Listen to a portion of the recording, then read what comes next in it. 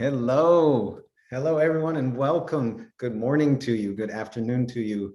Good evening to you, wherever you are in the world. This is the part in the webinar where I always get distracted because I'm looking at the attendee list and I'm seeing everybody file in. My name is Rives. I'm the often host of TEDx Gateway when it's a live event. If you remember those, when people would gather in a room with each other and hugged each other and shared things. Well, the TEDx webinar series is, since the beginning really of this pandemic, has been bringing you the TEDx Gateway experience into wherever it is that you're enjoying this in whatever time zone. Special shout out to all these people that are filing in. Akshara is here, and Anjali, and Ariana, and Gagan, and Nathan, and just going down the list. Shobita, Sonal, Vishal, a couple of Vishals, Vivek, of course, a couple of Viveks. I would like to give a special and heartfelt and warm welcome and embrace to my friends in my adopted country of India. I'd also like to give a special shout out to my the second greatest city in the world after New York City, where I'm now, which is Mumbai. We are thinking of you. You are in our thoughts, and you are definitely in our prayers. This is the TEDx Gateway webinar series. It's the world has changed, and boy has it. Today, our theme is a very, really cool one for me. It's how to narrate your story like a prodigy. And we have two prodigies for you. These are friends of mine. These are friends of TEDx Gateway. And I cannot wait to have you hear from Sparsh Shah and Haaziq Kazi. These are two gentlemen that are just top of their game and leading sort of youth empowerment and youth innovation. Let's get a little bit of housekeeping out of the way as more and more people file in. Shout out to everybody. You can also watch this on Facebook. The address is TEDx Gateway. It's facebook.com/TEDxGateway/live. Facebook.com/TEDxGateway/live. You can also start asking questions right now. If you go down to the bottom of your screen, the Q&A, you can click on that and you can ask me or the two guest speakers today a question. A little something different today. If you write in your name, which you should, maybe put your age, especially if you're of a younger kind of age, you could go ahead and put that in there if you want. I don't get the questions directly, but I do have a person filtering them. So make it a really good question, right? Really make it a distinctive question so that we really will catch our eye, and we'll be trying to get to those as fast as possible. Let's just start this because wow, the talent today is great. We're going to hear from Sparsh first, and then we're going to hear from Haaziq, and then we're going to open it up. We'll have a conversation between the three of us. And again, you can start asking questions right now, and we will start answering them very soon. So let me introduce our friend Sparsh. I don't know what it was. I think it was 2016, and I think he was 13, which is funny because he's just 18, and he's been 18 by my calculations for about 30 hours here in the United States, where he lives in the state of New Jersey. He is a singer and a songwriter and a rapper and a philanthropist. He is a very, very spirited person. He is a talent like no other. I would like to welcome to the TEDx Gateway webinar stage, Sparsh Shah, TEDx webinar stage. Apka Hey, how you doing? And happy birthday to you, 18 for a day. Oh, thank you so much, Mr. Reeves. I am blessed. I mean, this Saturday morning is beautiful, and being here at TEDx Gateway for the third time in front of everyone here around the world is just simply amazing. And yeah, again, simply a blessing. I'm just so glad to be here. Thank you for having me. Hey, thanks for joining us. I would like to ask you what connection you have personally to India, and who's in your thoughts today. Yeah, definitely. I mean, India's my blood, my soil, my mitti, right? I mean, I've always told people that, I'm still an Indian at heart. Fir bhi dil hai Hindustani. So even though I was born and raised in America, I've never stopped, the connection between me and India, especially in my family, that's never ceased. It's always been very strong for me. And so for me, who's in my thoughts? I mean, it's my family, it's really all of India and really the whole world, because Vasudevam Kutumbakam, the world is one family. So I am right now, at this point, just praying for everybody, and especially everyone in India, because I've been hearing the news. I know that it's been very crazy, and a lot of people have lost their lives. In fact, a couple of people, distant relatives in my family, have struggled with coronavirus and passed away. So, it is something that I can say that to some extent I've personally been affected by. So my heart goes out with compassion and empathy to every single person out there. And, I just pray that everyone keeps staying safe, that, they follow the guidelines that are posted, try to get vaccinated ASAP and all that stuff. But, you know, I know that, through all this, our trials are meant to make us stronger, right? So, and my entire life, I guess you could say, has been a testimony to that. And so I just pray that we have the faith to see the light at the end of the tunnel, because it's there. It's not, in fact, it's not just at the end, it's before us, it's beside us, it's all around us and within us. I knew you would turn the question into an inspirational message, because that is Ah! what we do. And absolutely. And that's what we, speaking of inspirational messages, let's have you go back and just take us through that dream day that you had. I go up in front of these audiences. I do TEDx events all over the world, and I've done the main stage TED. And I usually stand in that red circle and I say, who here in the audience has had the fantasy of giving a TED talk? And almost every hand goes up. And the ones that don't are probably just too shy, right? And I say, right, because giving a TED talk has become the Oscar acceptance speech fantasy of smart people. Well, Sparsh, you had that day come true. And I think you were 13, right? 2016 is where we met. I was the last person to see you before you went on that stage, because I introduced you backstage, and then you went on stage and you absolutely did it. I mean, standing ovation, people were so affected by what you say. Could you just tell us, first of all, what you spoke about, how it went, and really, we're trying to telegraph to people, especially young people out there, this is a doable thing. It helps if you're a prodigy, but what helps even more is having a message, having a story, and having the guts to get out there and share it. So could you talk about that a little bit? Yeah, most definitely. You would remember this very well. I know that when I was actually going up to the TEDx stage, my heart was beating really fast. I was sweaty a little bit. And most importantly, I was just really excited. I feel like a lot of people would, your heart races, you get sweaty, all of that. Those are symptoms of nervousness, and I feel like most people would get nervous. But I'll talk about that a little later. I digress. But I spoke about how I turned the word impossible into I'm possible in my life, and how other people could do it too. And I gave it through 4 simple steps, which are: follow your passion, um, never hold yourself back, help others, and dream big. So with those 4 steps, anybody can, it really is, those are the 4 steps that you can use to change your outlook on life. And once you change your outlook on life, I personally believe, and then once you put it into action, I feel like that is like most of the battle, if not all of it. Life is 10% what happens to us and 90% how we react to it, in Charles R. Swindoll's words. So that's what I hope to have offered on the stage. And I mean, it was just such an incredible experience being there. And yeah, it was not only a dream come true, but it really just actually marked a new stage in my life. Well, let's talk about that. But before we do, I want to point something out and ask you about this.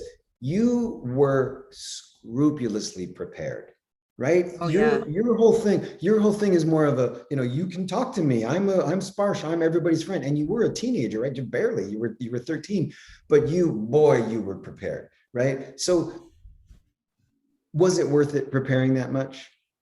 Oh, And yeah. did you hit a moment where you're like, that's why we do this? Oh, yeah. I don't think I've prepared for a speech as rigorously as I did when I did my TEDx Gateway talk. And I am so thankful to TEDx Gateway and all the crew members and everyone there for doing that, because I mean, I've always I heard the saying on my friend's shirt once, and it's stuck with me since. Hard work beats talent when talent doesn't work hard. And I'm gonna revisit this more, especially when we have our friend, because yeah. I really want to talk about this because it starts so early, especially with prodigies, where people say, "Oh, well, you're lucky, you have a natural gift," and you're like, "Yeah, okay, let's say I have a natural gift. All right, yeah." Mm, You know how mm. hard I work to make my natural gift possible? Because there's a lot of people with natural gifts, and you're gonna say that later. I'm gonna get you to say that later. Let me tell you this. We have people that have got questions coming in already. I want you to think about this actually when we bring our friend Haaziq on right now, which is, what's a question you wish people would ask you? Okay, I'm not going to have you answer that yet, but think about it while we go to Haaziq, because we got a lot of questions coming in. What do you think? How about this? What question do you think people should ask you? Young people who are trying to do what you do, are they asking the wrong questions? Maybe they're asking the right one, but I'd like to check with you on that. Thank you for joining us. We're going to go to our Yep. friend, and then we're going to all three come back. Sparsh, happy birthday to you. All right, Thank let you. us queue up our next speaker, our next prodigy. It's funny because uh, we went in order of how long we've known them. I've known Sparsh a couple years longer. Haaziq spoke in 2018, I think, and he was 12 years old. He is an inventor. He is a plastic pollution activist. He dreamt up a boat called Ervis, and then he founded the Ervis Foundation around that dream. He is currently a youth appointee by the United Nations Children and Youth organization. This young person he is truly a prodigy, and he is expert at taking his narrative and sharing it with people. And the reason he's so successful at it, I would think, and I'd love to talk to him about it, is because this man is passionate about what he's talking about. That makes all the difference, I think. And we're going to talk about this, Sparsh. I know you're listening. That's also a thing. Like, let's balance preparation versus hard work versus passion. Speaking of passion, please welcome to the TEDx Gateway stage. This is our friend of the show, friend of mine, Haaziq Kazi. What's up, Haaziq? Hello, I hope you all are doing well. It's truly an honor to be here for the second time at TEDx Gateway. TEDx Gateway was a phenomenal journey and just a thrilling experience. And to be here a second time is a dream come true. It's so good to see you again, Reeves. And yeah, I just extend a warm welcome to all who are listening and watching. Haaziq, I wanted to start out as well. You are currently in Dubai, is that correct? And if you'd like to tell us your connection to India and who you're thinking about. So I was born in India, but I've lived all across the world. But I think I keep on coming back to India. Like I was born in India, I went to Africa, and I came back to India, and then I went to Dubai, and then I came back to India. So um, yeah, it's just it's a magnificent place, culturally rich, technologically also pretty great. And like I have lots of family and friends in India. So my schooling is in India, but right now I'm in Dubai because my dad lives here. Um, and I know in India we're going through a tough time, and I just wish that everyone is okay and we actually get through this phase, because I know us Indians have what it takes to get out of this, right? Like we have the power. So yeah, I just hope everyone is safe and everyone is happy. And, yeah. Our thoughts are with your family and everybody's family. Hazi, same kind of question that we gave to Sparsh.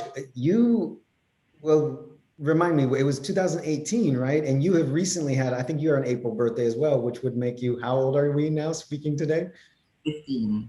Yeah, that's right. So the elder statesman is 18 by a day, and the person I've known the less of the two is a ripe old age of 15. That's prodigies, folks. So Hazi, could you tell us what you spoke about then, and kind of the same thing that Sparsh dealt with, what you spoke about and how did it go? The TEDx Gateway experience, which was live, folks, live. It was a group of us and thousands of people in a Mumbai arena.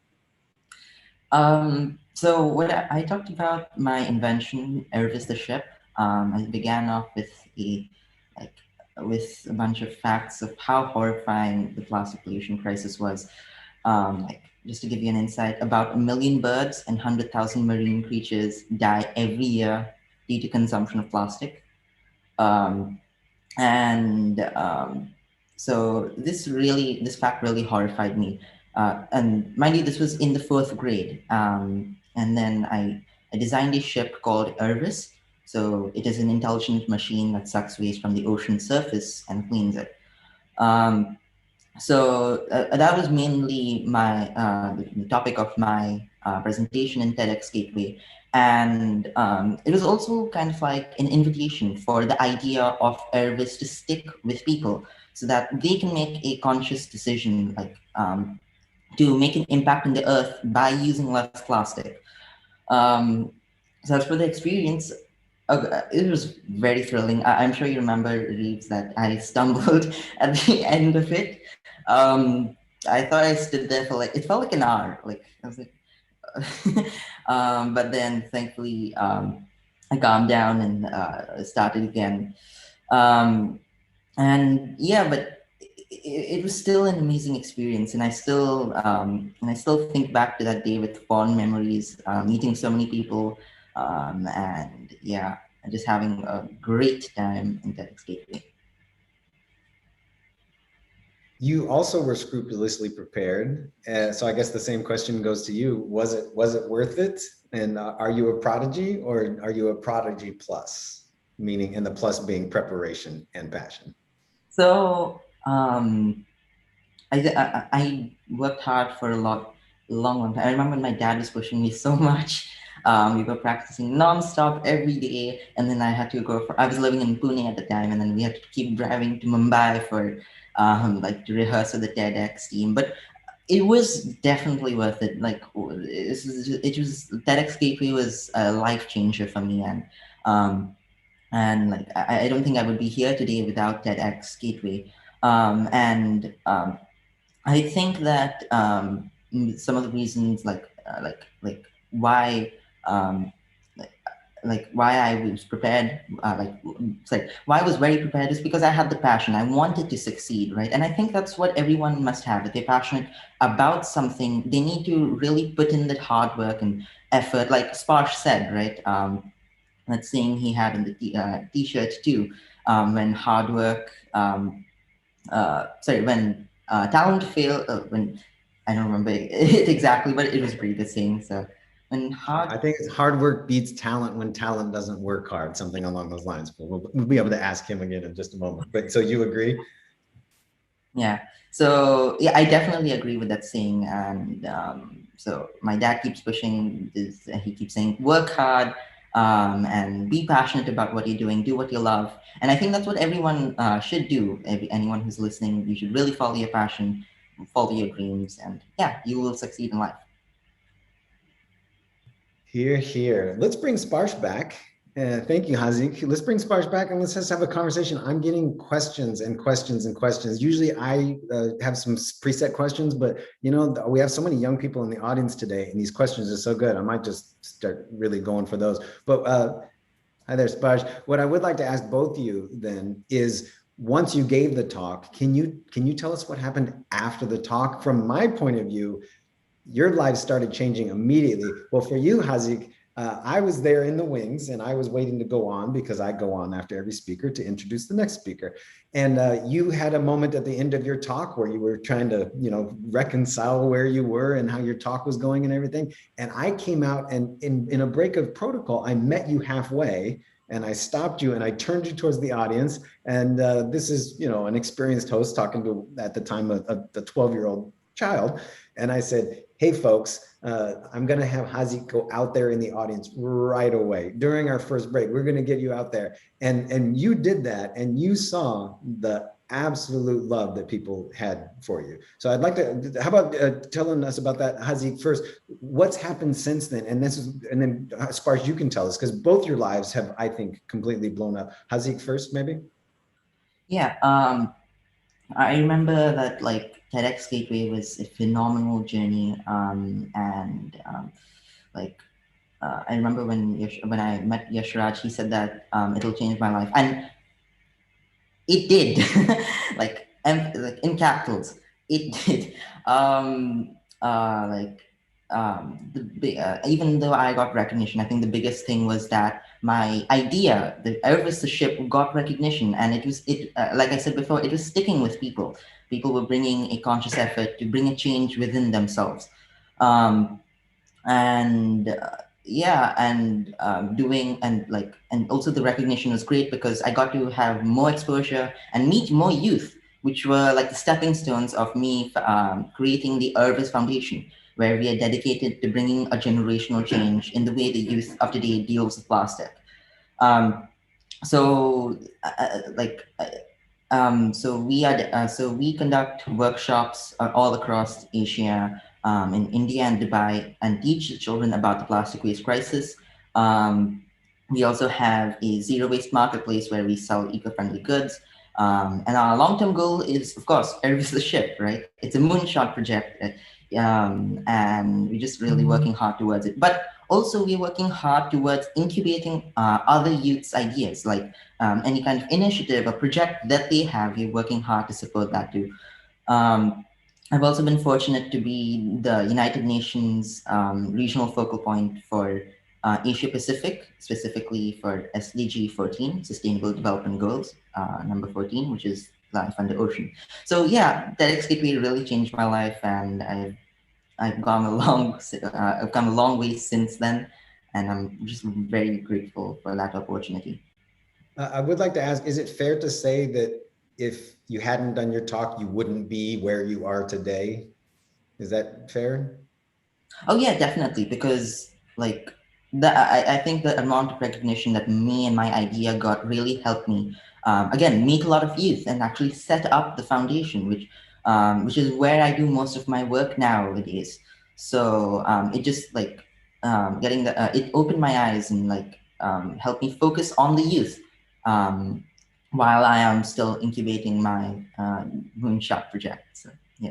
Well, I think Sparsh has a similar reaction in the sense of, oh, I know, and we're about to hear it. I know your life changed, brother, right? Do you want to answer the question that Haaziq just did? Yeah, no, TEDx Gateway most definitely changed my life. And first of all, I would just like to say that, this was like this was the product of, if you, I mean, you may call it a manifestation, you may just call it a dream, you may call it like, a statement that I put out there. And, when I was very young, I watched this TED Talk by Stella Young, this TEDx talk that was called "I'm Not Your Inspiration, Thank You Very Much." And I just loved it, not only because, I think she has OI, osteogenesis imperfecta, just like me, but also just because, you know, the way she told her story was so unique. And I mean, I know that people look up to me as an inspiration, but at the same time, I feel like it's true that, people like us with, who are differently abled can both be an inspiration, and also in some points don't really have to be an inspiration because we are just regular people who found different ways to do things. But I digress. My point is, I saw that talk and immediately I told my dad, I want to do a TED talk. I still remember that day. I don't know how old I was, but I remember that day. And fast forward like 4 to 6 years later, I'm telling you, it's a little fuzzy memories. But fast forward, and 2016 December, I gave that TED talk, and there I made two more manifestations. One was that I would perform in front of 1 billion people one day, and the other was that I would attend Berklee College of Music. There I said before high school, but both of those dreams got fulfilled. The first dream, performing in front of 1 billion people, actually happened twice. The first time it happened was when I got to perform at the season 10 finale of Kaun Banega Crorepati KBC, which is India's version of Who Wants to Be a Millionaire, hosted by the legendary Bollywood actor Shri Amitabh Bachchan. That got broadcasted not only to India, which has 1 billion people alone, but over 180 other countries. So, I mean, it's pretty safe to say, that dream got fulfilled. And the second time was, I believe, in the summer of September 2019. the Prime Minister of India, Shri Narendra Modi ji, he came to Texas at this event called Howdy Modi to address the Indian diaspora. And President Donald Trump was also there. And in front of both of them, I got to lead the Indian national anthem at the NRG Stadium. And that was both my biggest live performance because there were 50,000 people in the stadium, and my biggest telecasted performance because I heard someone told me that from the organization who was working on this event, someone told me that this would be broadcasted to 2 billion people through the TV and the internet. So that was one thing. And then the other thing was, this TED Talk is probably among the most viewed TED Talks out there. It's gotten so far 25 million views, which it blows my mind. And that, I think, really, it launched my career as an inspirational speaker. And so since then, I've actually, gotten to speak at a lot of amazing venues, like Google and Deloitte and United Nations and oh my God, NBA, World Summit of Entrepreneurship, Johnson and Johnson, Oppenheimer Funds, ADP. There's just so many. There's a lot of names to rattle off, but so far the total has been like over 200 live performances across 9 countries. And then since COVID, I've been able to do almost 50 more virtual events, including this one today. So it's been absolutely TEDx Gateway is one of the biggest blessings I could have ever I could have ever received. And like you said, nothing less than a game changer. Well, let's talk about something that's pretty serious, I think, and I come up across all the time with adults and especially with young people. I myself have spoken at TED many times. I think my claim to fame is that I'm one of the 4 people on the planet with the most talks on TED.com. I have 6 talks on TED.com. I think there's a couple people ahead of me, 2 of whom are my friends and have passed away. So, hey, maybe I can pass them. But it's fine to have these dreams and these fantasies. And you've just described, and I could certainly describe the just how easy it is to do your work when you get this kind of recognition and clout. There's no joke about that. And it's very glamorous to be able to go like Haaziq, you were flown to New York and you sparse these 200 different events. Let's talk really about the serious stuff, which is that's fine to have that fantasy, but you are not going to get there unless you work super duper duper hard. You're just not. And so I'd like to talk about that because there are young people in the audience, and I think you should have the dream, but that dream is a moonshot. That dream is an NBA type dream. All right. So you're going to have to really put stuff into it. Do you find that people think that you're somehow an exceptional and you got there? And I actually feel sometimes offended where you go, do you know how much I practice? Do you know what I mean? Like I'm a poet and I just have a kind of a casual style. It's like, whoa, whoa, whoa. You know how hard it takes to get to a casual style? So real quick, if I could ask you guys, how about that? What's the advice out there? It's good to dream big. I think we can probably agree with that. But let's talk some real talk as well. Is there a certain principle that you think people have to do? Is it, separate from passion and separate from Prodigy? What can you tell people? And maybe kind of be brief. This is also something that you got to do. Is it create a schedule for yourself? Create a goal, get a mentor. Maybe Haaziq, you first. So I think the biggest thing that you can do is have a vision for yourself, have a set path that you want to go to, right?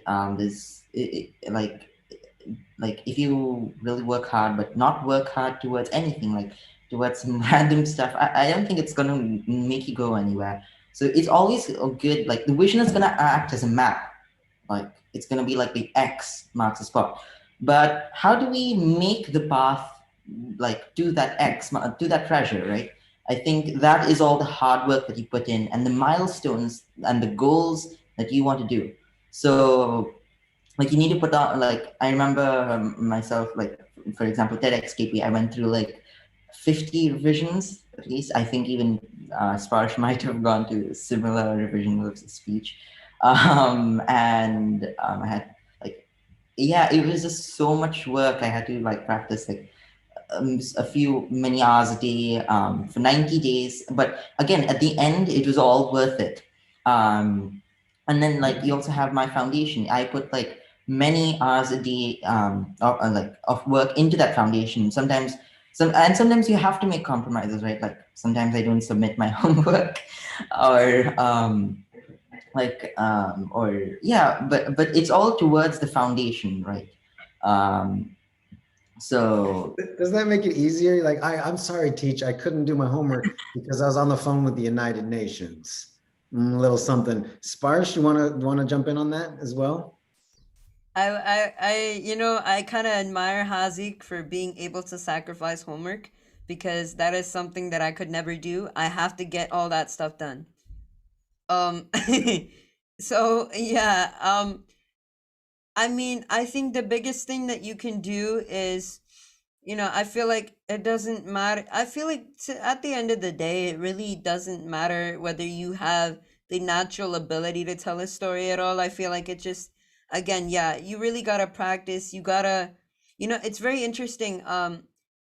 I was working on this scholarship once, and the prompt was, "What would you do with your time if money or wasn't a constraint?"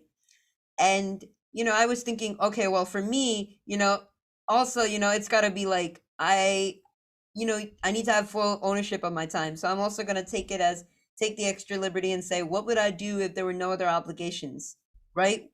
And I realized that the two things that would be essential for me to achieve my goals are a daily schedule and a project schedule. And I start out with, people tell you to start out with the project schedule first. I usually start out with the daily schedule. That's what works for me because I feel like I judge how well I did today by how productive I was today. So I want to make sure that I'm getting something done every day, even if it's not, yeah, it may not even be 100% related to the vision yet.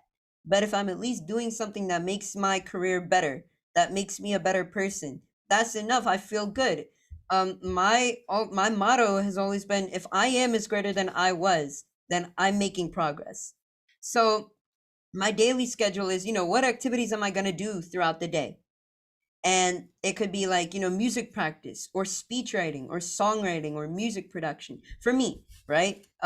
It could be like, doing events, right? I had this event today, so I have to prepare for it. I had this this philanthropic work to do, so I have to prepare for that, right? I know, Haaziq, with your foundation, you probably have a lot of these like daily tasks that you have to do, right? So those are the daily tasks, right? Then you got to prioritize them, right? What is important? What do you have to do every day? What is a one-time job?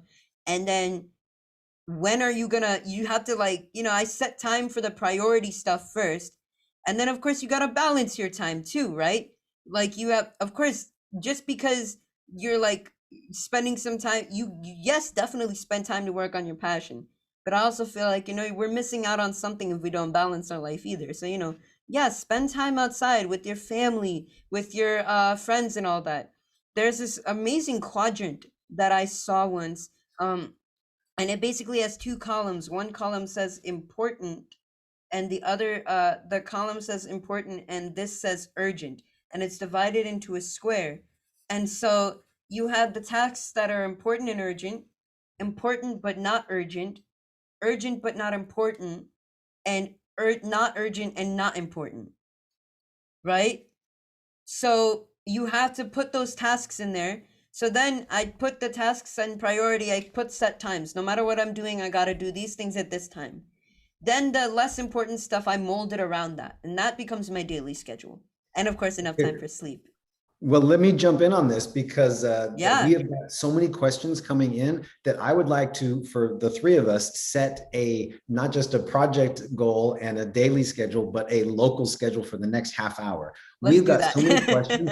Let's try to get through as many questions as possible, which would mean let's make a right. And because you're already going to, the first one I'm going to take, and it is from Saurabh, and Saurabh asks, Is this applicable, presumably, the advice you're giving for adults trying to give their first TED Talk? I'm going to answer that one. Absolutely. I haven't heard anything so far that is kids specific, right? We've been hearing about work and scheduling and passion. So absolutely, not only is it applicable, it's directly applicable. Everything the guys just said. Haaziq, for you, from Jewel, how do we, as young students, thanks for writing your question, Jewel, that's doing the right thing, take insignificant school projects, well, let's just say school projects, to the level you did? Any advice for the young innovators out there? So the biggest thing to have is like the drive and passion that you can take it like to the next level. If you keep like, if you just make it and then just stop working on it because you don't have the belief that it'll go anywhere. I mean, it won't go anywhere, right? You need to believe in yourself. I've been very fortunate to have this opportunity to take it to the big stage, but there are thousands of other young people who have similar ideas like me, right? And they have to keep on working towards it. You Another thing is you got to meet the right people. Like teamwork makes the dream work, right? You got to really work hard towards something. And also I wanted to mention is the last point. My piano teacher kept on saying that like it doesn't matter how many hours you practice a day, but like how you do it. If you do it productively, if you do it like if you practice, there's a difference between like good practice and practicing for like hours on end by like, just not learning anything, right? So I think it also applies to Sparsh, right? So yeah, you just you just need to keep on believing yourself, find the right people, and yeah, and you can make your innovation and your dreams come true. Sparsh, you want to jump in on that? Again, we got tons of Yeah, questions. And I got I'm a gonna question for jump. you. Yep. I just want to add to that saying, it's funny that you call them like insignificant school projects, and I totally understand with that. It's a really funny thing is, ever since seventh grade, if you guys would believe this, uh, every time my teacher has assigned an open creative project on anything, I've written a song about it. I did the project in a form of a song or rap.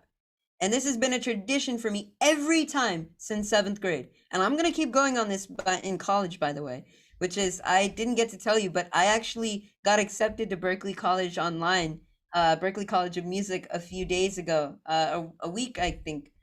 But yeah. Congratulations. Berklee College of Music Thank is you. the premier musical institution here in the United States. It's in the yeah. state of Massachusetts. Sparsh, again, just because we're going to burn through this, I'm going to ask the question directly for you, which is to Sparsh. In some places in India, there is still some stigma surrounding kids pursuing artistic fields. I think it's amazing that you've come so far. Do you have any advice for those kids who are trying to defy social norms to go into artistic fields and pursue their passion? Real quick, because I got tons of questions. I think the number one thing if you're going to do that is really to be open with your parents. I feel like a lot of the things, we see in the movies and stuff like, Gully Boy and all that, where like the person goes out on their own and they're doing it in secret because they fear their parents. But at the end of at the end of all those movies, the parents understand. And the reason they understand is because, well, they have fears. They haven't traveled on the same path you've traveled. So, of course, they're going to have questions and doubts and everything.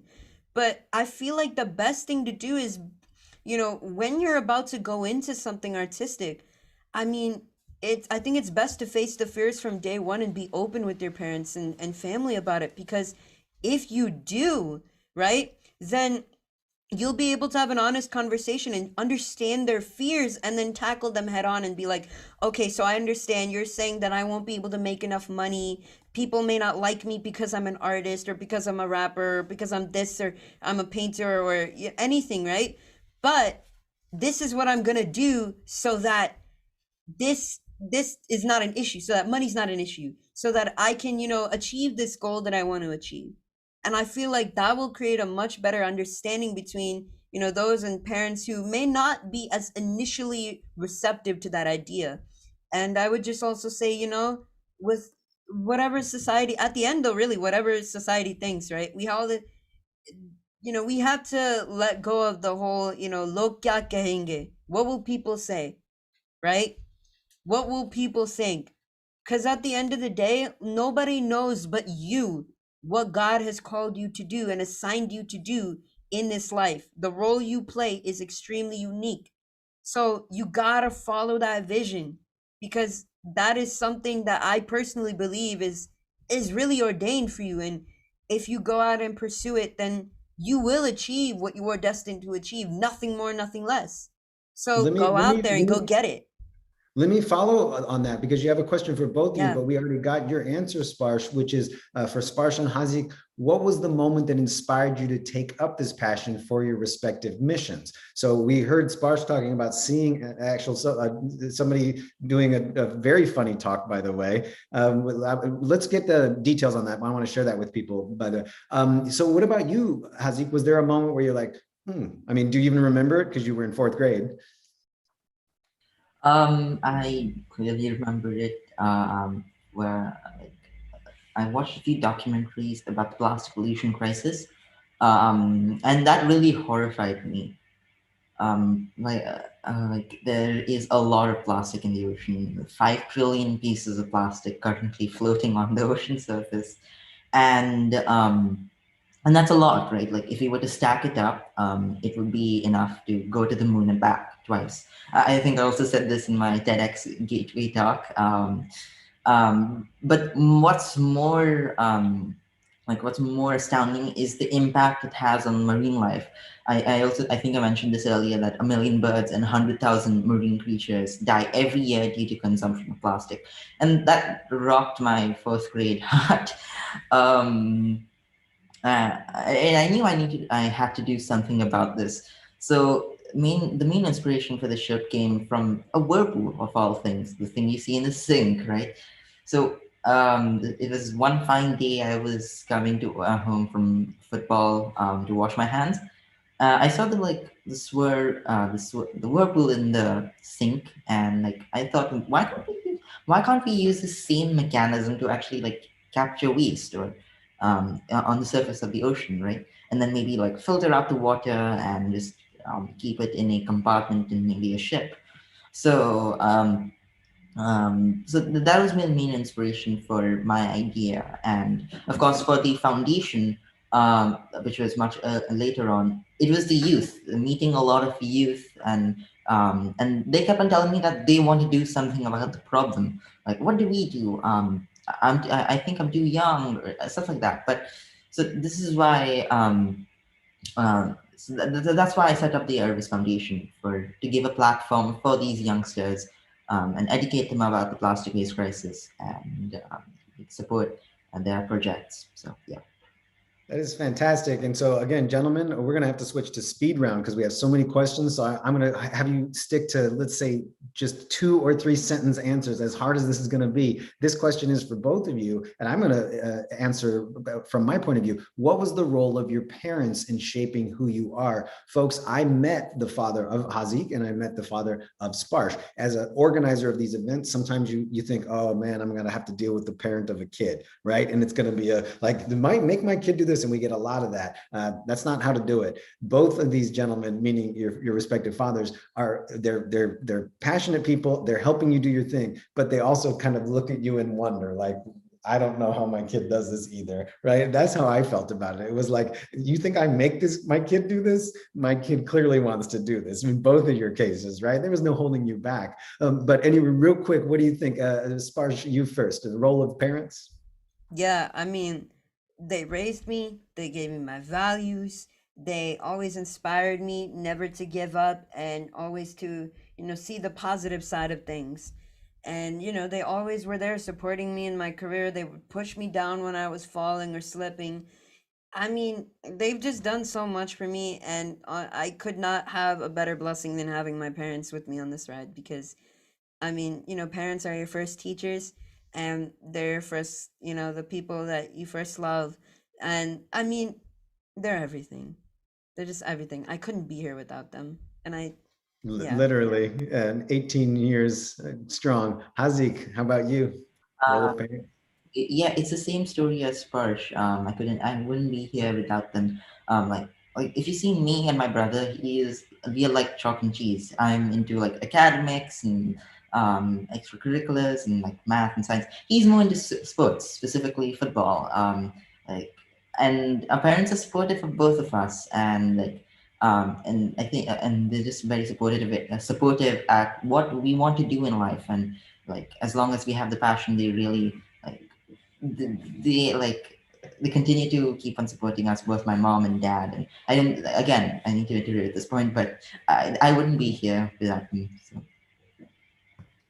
So. Here's a really good question, and I'll work it into a question for you both. Nikhil asks, what's the first step / action that you suggest for someone who wants to get into public speaking and become a TEDx speaker? I get this question all the time, often from people who say, how can I speak at TED? Right? How can I get flown to different locations and be well known and get my videos seen however many times? And I'm like, well, what's your idea? And many, many times people don't even have that basic idea. So I would suggest this for everybody. 10-word TED Talk. 10-word TED Talk.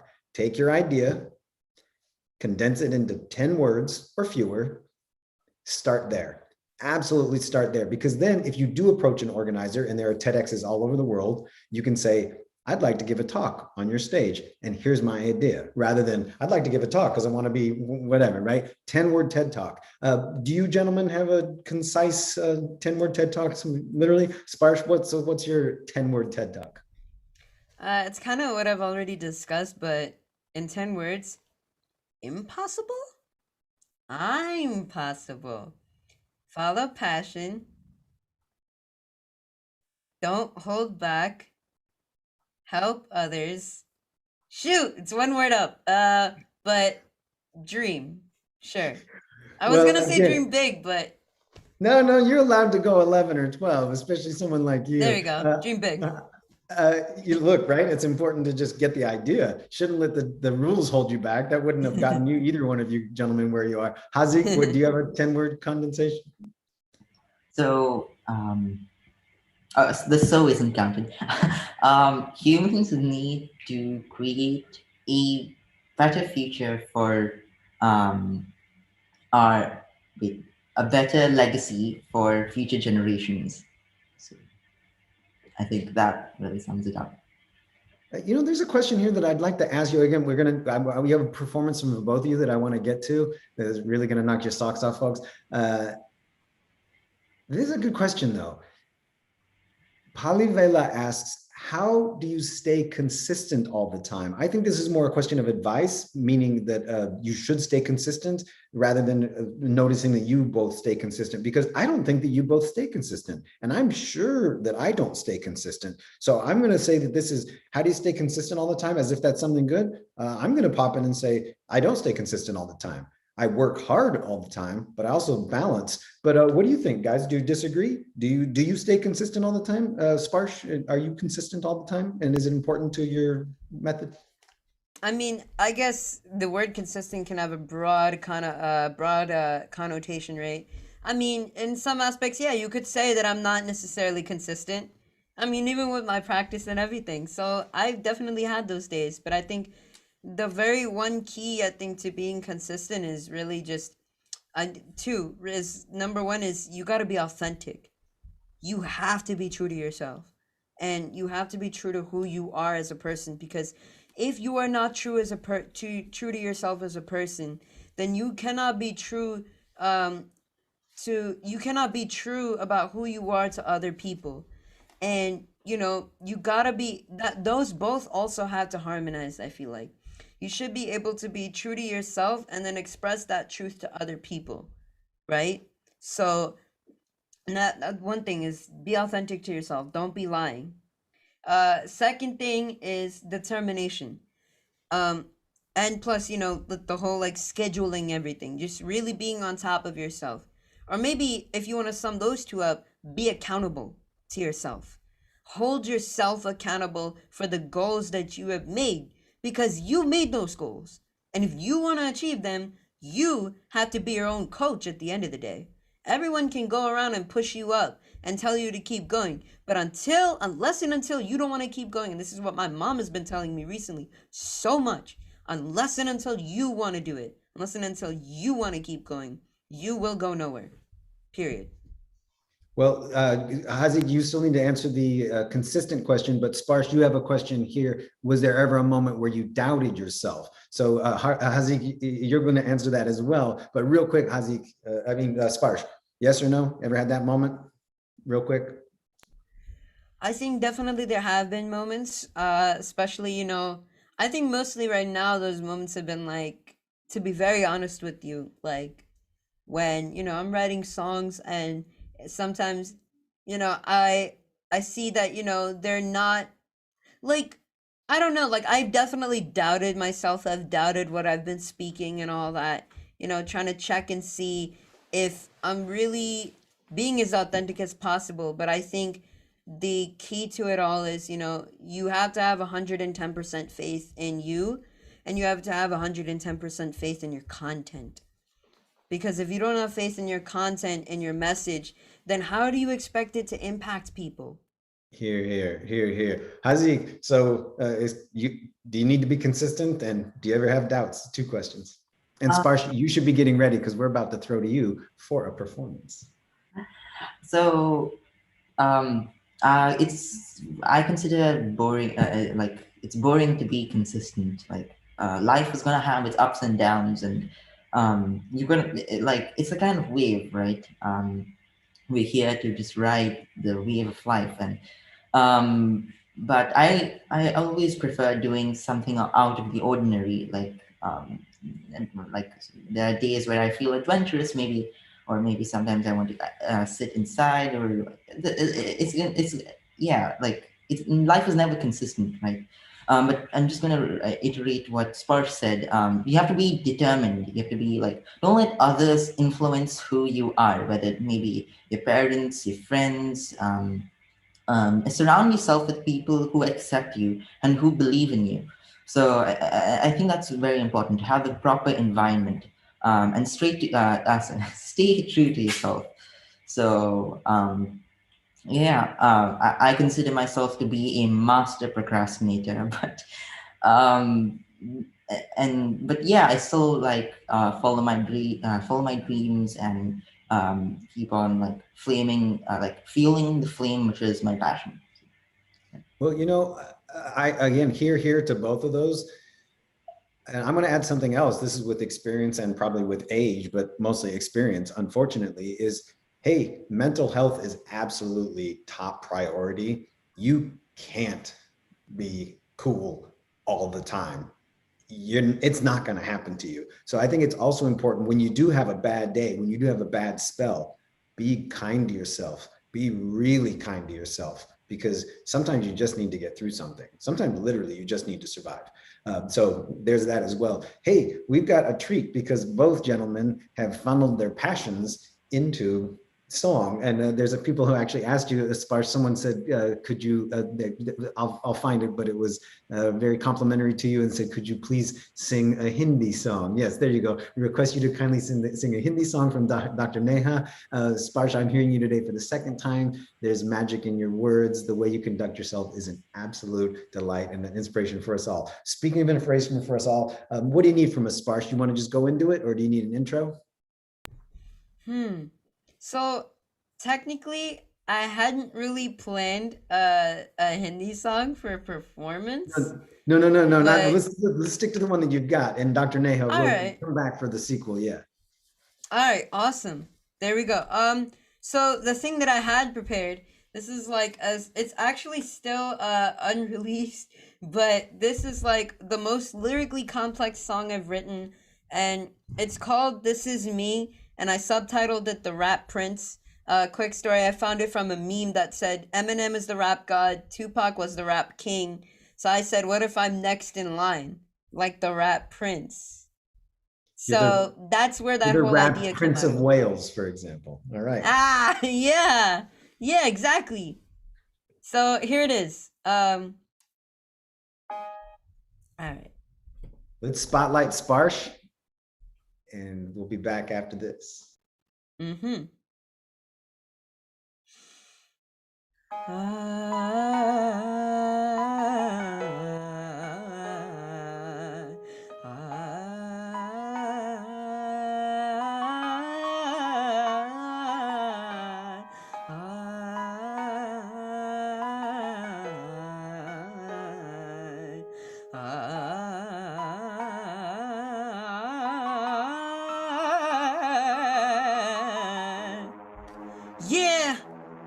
for those of you who want to know the real artist, the person behind the Eminem covers, this is me. Now here I am through all the struggle, cleared my dams from all the rubble, rose up from the wounds that I took, beats got so much boom, you'll be shook, move around faster than a castling rook, shine a God's light through each cranium nook, read that book cause I'm writing my pages, beats getting harder as I'm fighting these stages, moving the tears like they were moved by the ghost, stories been written by the pen more than most, went throughout the world and the coast to coast, never boast though, never go slow, y'all may be learning not yet I'm great, but I'm burning, I'm firming, got a like, I guess to stay, not for your tires, but fires himself, I'm carving my own path and that I won't stop, left swollen like water, my fire gets hotter, back I just got out of rage, shut up, I clean up, jump started the rock, rap, potter, and poetry, daughter, music is my father, cause this is only inception, hip-hop's turning succession, I'm here to help reclaim a lost kingdom, faded in regression, so here arrives the next heir to separate the wheat from the tare, I'ma stay bold and I won't be scared, but even at my height, I'll remember my prayers, ye are gods, but ye shall die like men. No, I'm not a king, my voice will still ring, a prince with the power of pen. So when the pages of history written, I will go forth and down, dig my wheels in the ground, so not even words of the smitten, ye are gods.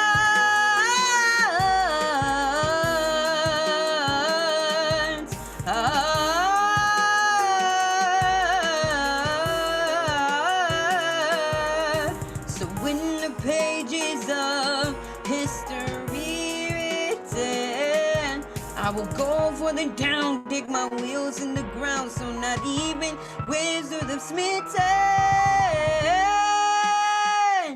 Pure rhythm. Thank you so much.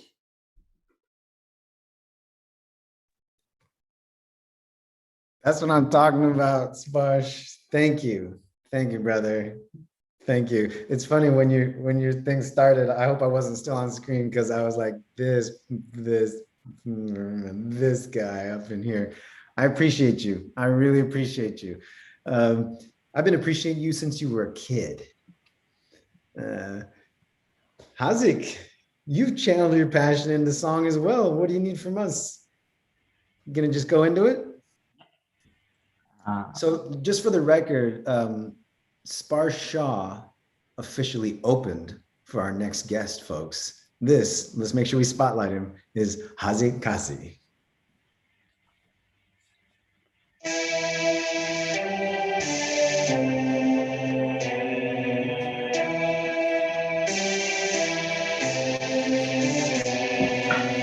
Did you know that atmosphere is polluted? Did you know groundwater is contaminated? You might not care much about these issues, but beware the pollutants has made it to water issues. It's present everywhere now, it's degrading a sphere. It also kills 1 million birds and sea animals every year. Yet the increase in its usage still remains drastic in judgment, talking about plastic.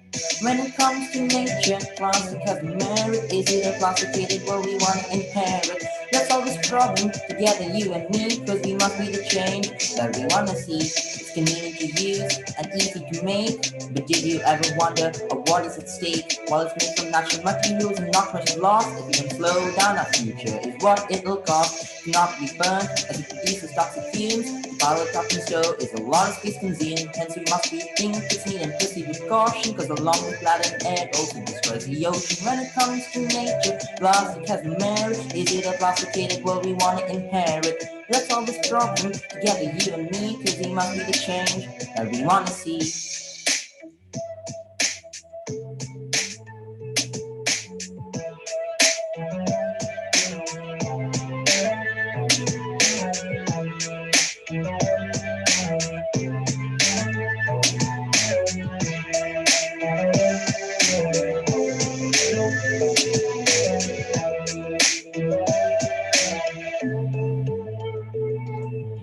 Lots of animals ingest plastic every day. Fish and seabirds mistake it for their prey. If we continue to recklessly dispose plastic in the sea, there'll be more plastic bottles and fish by 2050. Now if you're wondering what we can do, well in that case, ladies and gents, let me tell you, don't just sit around the house and wait.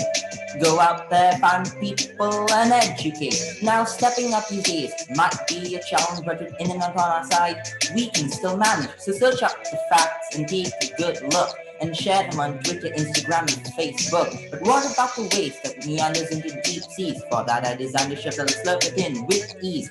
Maybe today the idea sounds a bit sublime, but I promise with your help you'll be there in no time. When it comes to nature, plastic has the merit. Is it a plasticated world we want to inherit? Let's solve this problem together, you and me, cause we must be the change that we want to see. When it comes to nature, plastic has the merit. Is it a plasticated world we want to inherit? Let's solve this problem together, you and me, cause we must be the change that we want to see.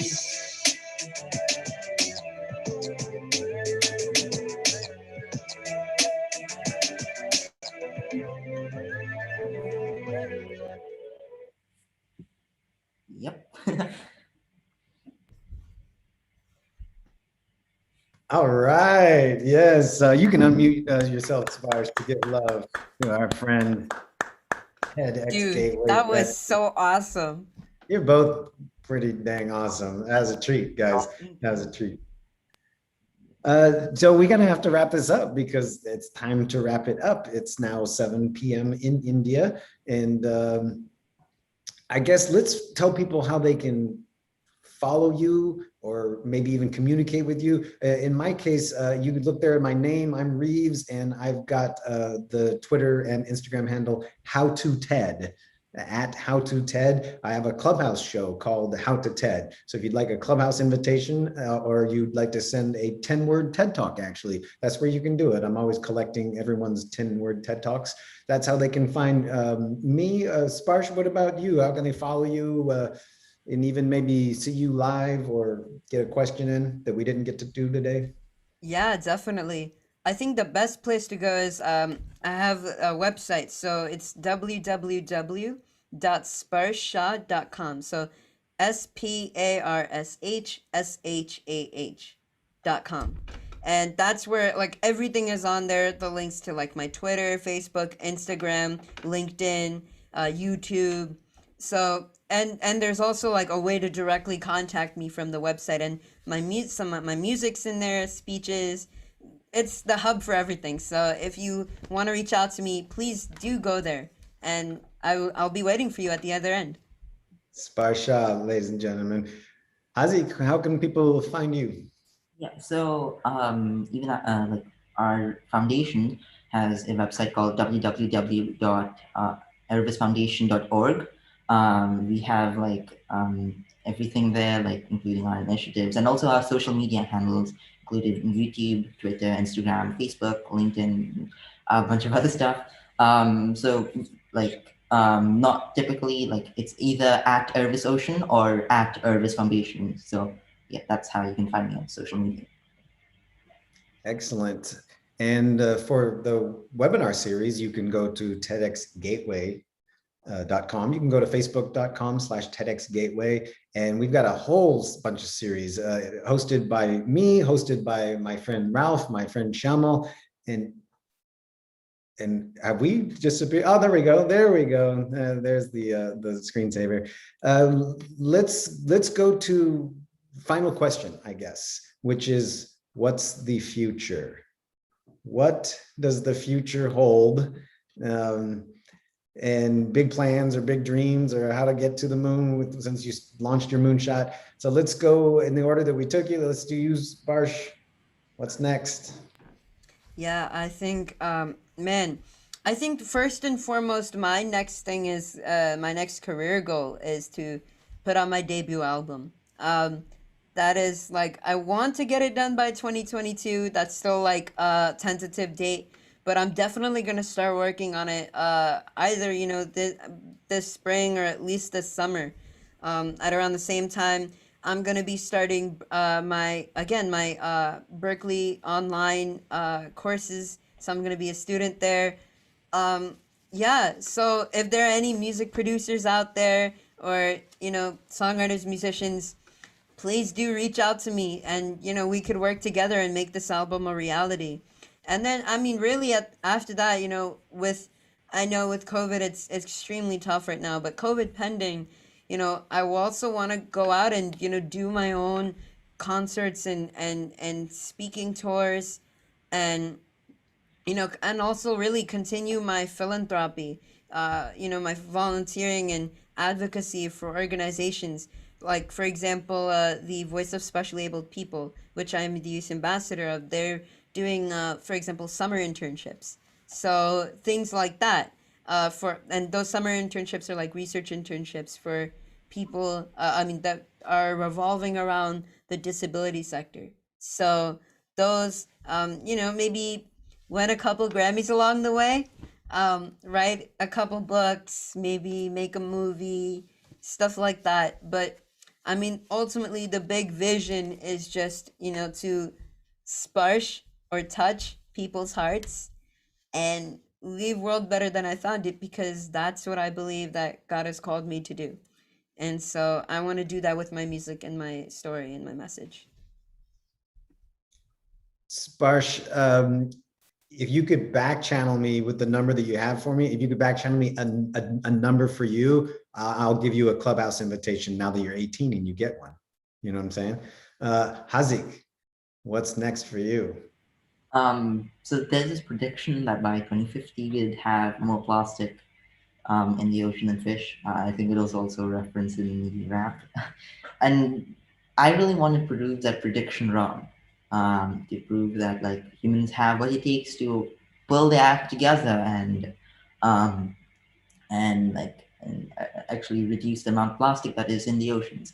So of course there's the moonshot project, which is Erebus, but it takes a lot of time, money, and effort. But it's still my big dream to see it actually a reality. And in the meantime, work on initiatives through the Erebus Foundation, and work towards like initiatives which contribute towards circular economy, which is a kind of framework which drastically reduces the amount of waste that us humans generate. And yeah, just like again, follow my dreams and my passions. So yeah. Excellent. Thank you both. I would like to thank my friends Sparsh and Haaziq for joining us today. This was TEDx Gateway webinar series, and today we had a special one, how to narrate your story like a prodigy. We definitely had two prodigies on stage. We also had gentlemen. We also had talented artists, and that's what TEDx Gateway is about. That's what TED is about. I do want to send another special message in farewell to the entire subcontinent. India, we are thinking about you, really. We hope that we can help. And let's all three of us unmute our mics right now. Let's just say goodbye to everybody. Let's give a big namaskar and dhanyavad to everybody out there, but especially India. Go ahead and unmute. And this is the end, folks. So we'll see you at another webinar. Haaziq, thank you. Sparsh, thank you. Bye, everyone. Shukriya Bye, to everyone. everyone, especially frontline workers, and I hope you all stay safe. Everybody, we're thinking of you in our prayers. Got it. Bye, everybody.